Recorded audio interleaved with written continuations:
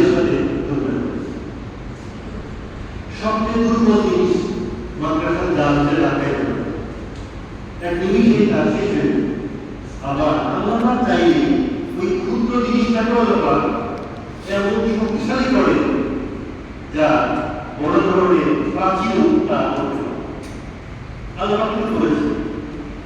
রাসূল করিম সাল্লাল্লাহু আলাইহি ওয়াসাল্লাম গায়ে ছাগলের মধ্যে লুকিয়েছিলেন, তখন বড় কোনো প্রাচীন দিয়ে অমুসলিমদেরকে প্রতিহত করা হয়।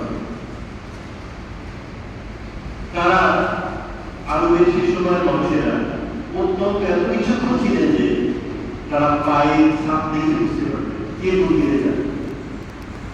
তো ঘুরে ঘুরে ওই পাহাড়ের কাছে চলে এসেছে, এত কাছে যে মুখ উঁচু করলেই দেখা যাবে। সঙ্গী আবু বকর সিদ্দিক রাদিয়াল্লাহু আনহু বলেন, ইয়া রাসূলুল্লাহ, এবারই শেষ আমরা।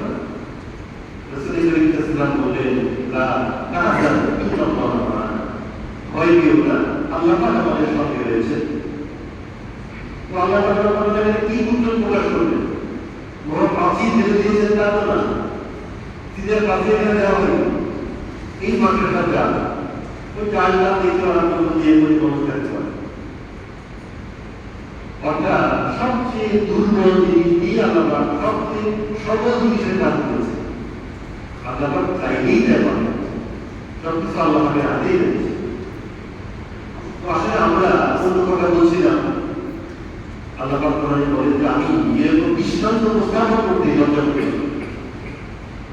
মাসালাম্মা বাউদাতান আমা বাউদা, চাহিদা যতই কিছু হোক না কেন, কোনো কিছুকে বোঝানোর জন্য